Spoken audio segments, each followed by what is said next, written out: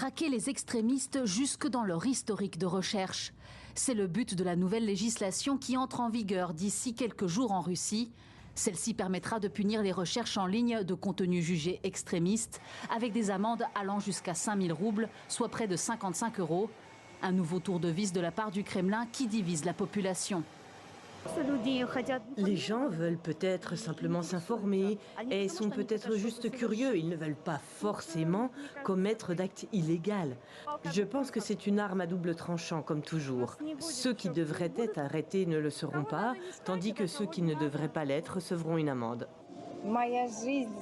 Ma vie ne changera pas. Elle pourrait même devenir plus joyeuse, car les gens communiqueront davantage, fréquenteront les espaces publics et chercheront leurs informations dans, disons, les endroits accessibles. Nous avons déjà vécu comme ça, et il n'y a rien à craindre. Les termes de cette nouvelle loi restent très vagues et laissent donc le champ libre à de multiples interprétations, en ciblant aussi bien les terroristes réels que les opposants. Certains Russes craignent une nouvelle vague de répression.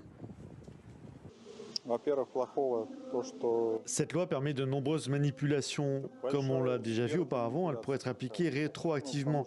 Ce que je consulte aujourd'hui pourrait être interdit après-demain. Et tout d'un coup, je peux en être désigné coupable.